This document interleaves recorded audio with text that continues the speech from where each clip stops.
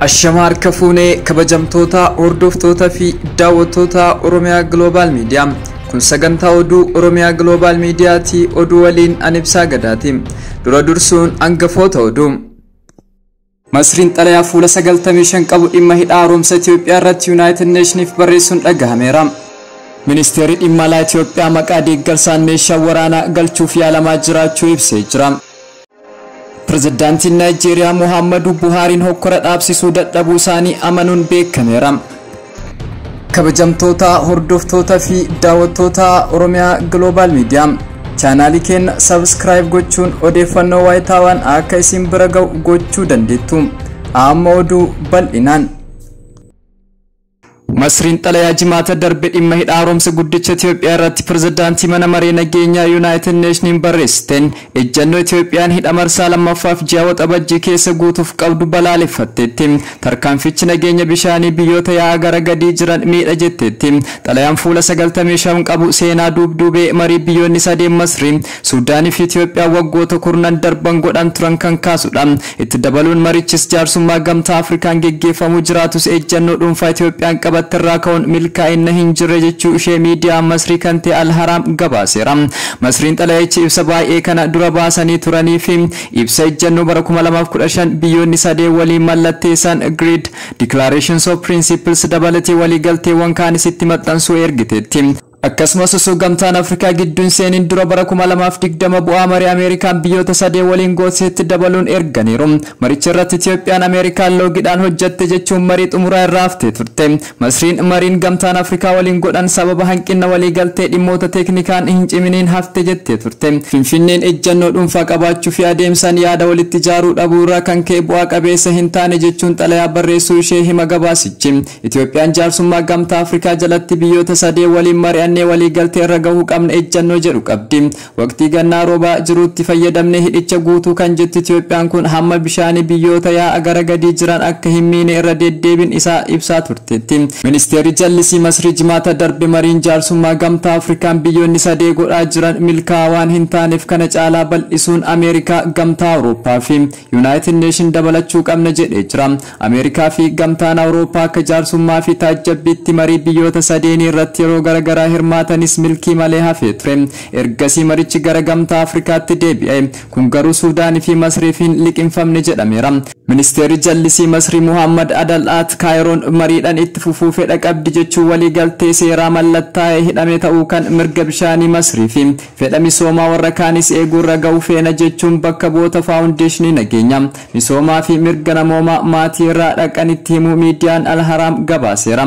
Xalayaan Masriin amma mana maree nageenya United Nations barreessite irratti Itoophiyaa wixinee seera guutiinsaa fi opereeshinii hidhichaa irratti gamtaa Awurooppaa qopheesse mallatteessuu diddeerti. Wixinee seera hidhichaa bishaaniin guutuu fi opereeshinii isaa irratti qophaa'e mallatteessuu irra hidhicha bishaaniin guutuu irratti waliigaluu odeeffannoo wal jijjiiruu fi akkasumas gama teeknikaa waan jiru irratti waltumsuu kan jedhutu daangeessite jechuun xalayaacha keessa Masriin barreessuu Al-Haram gabaaseera.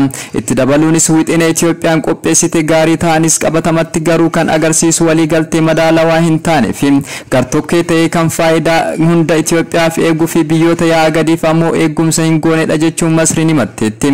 Itoophiyaan ammoo hidhicha xumuruun uummata dukkana keessa jiran dhibbeentaa 60 ta'uuf tajaajila ibsaa dhiyeessuuf akka jettu himteetti. Kun mirga qabeenya isheetti fayyadamuu malee faayidaa biyyoota kaanii miidhu akka hin taane kaasteetti. Erga Itoophiyaan hidhicha guutuu jalqabdee hammi lolaa Suudaaniin miidhaa ture xiqqaachuu simamee ture. Biyyoota sadeen waliin karaa nagaa waliigaltee irra akka gahan barbaaddu simtee Itoophiyaan. Masriin ejjennoo Itoophiyaan hidha bishaan biroo dabalataa hojjechuuf qabdus kaasteetti. Biyyoonni qonnaa laga Naayil irratti hirkatan Itoophiyaa dabalate. Faayidaa lagichaa argachuu fi mirga hin molqamne qabu garuu akkaataa seera idil-addunyaatti jetteetti. Kaayiroo waamicha gooteen hawaasni idil-addunyaa waliigaltee irra akka geenyuuf keessatti hirmaachuu qaba jetteetti. Hidha Abbayyaa irratti waliigaltee irra gahuu dhabu ejjennoo dhuunfaan hidhicha guutuutti deemu opereeshinii hidhichaa fi miidhaa inni fidu nageenya tasgabbii naannoo yaa'an Naayilii fi gaanfa Afrikaa keessa jiru jeeqa jettee Masriin xalayaa United Nations barreessiteetti. Kanaafuu Masriin ammas dhimmicha nageenya idil-addunyaa eegsisuuf itti gaafatamaa akka qabdu gara mana maree nageenya United Nationitti fiduu filatte jetteetti.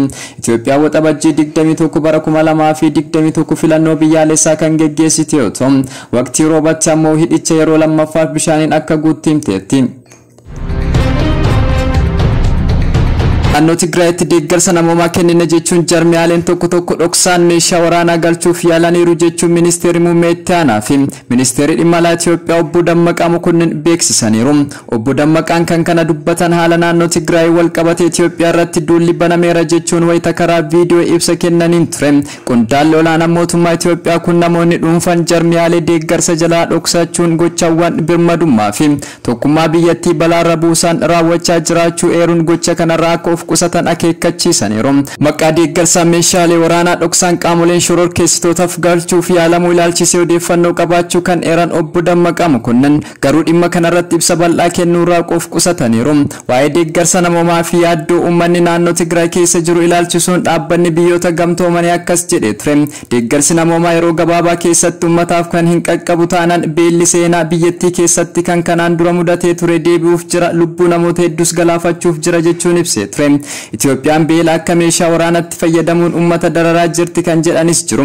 Kanarratti yaada kan kennan obbo Dammaqaan Itoophiyaan lammiilee ishee irratti beela akka meeshaa waraanaatti fayyadamuun dararamaa jirti himannaan jedhu akkaan nama gaddisiisa.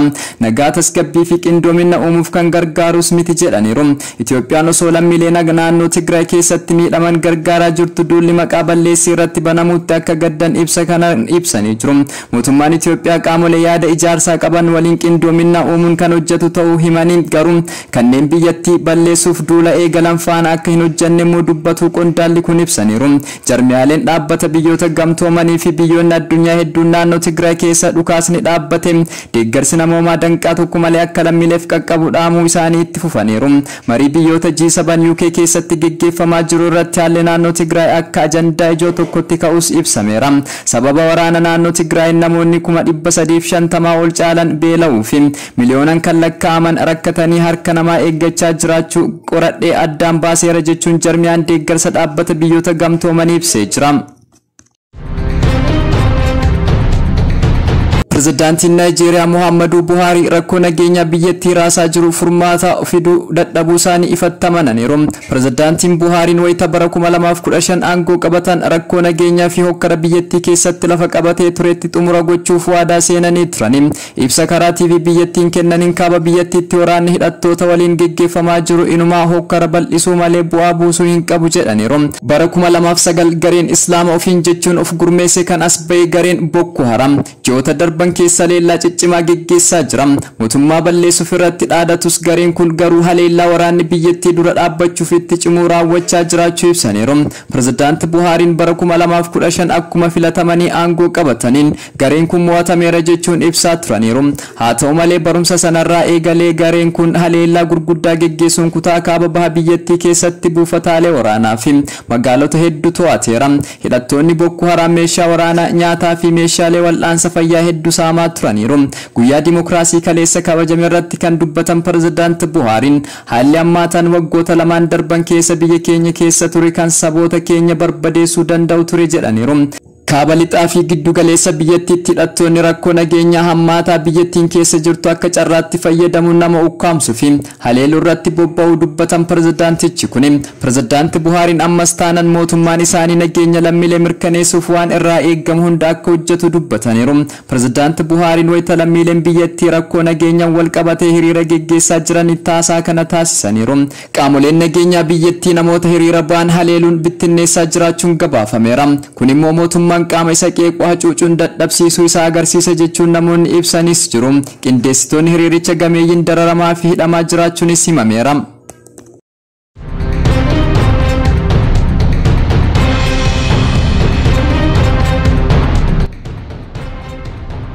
Kabajamtoota hordoftoota fi daawwattoota keenya oduun sa'aatii kanaaf qabannee dhiyaanne kana fakkaata. Sagantaa Oromiyaa Global Media Afaan wajjin turtii gaarii.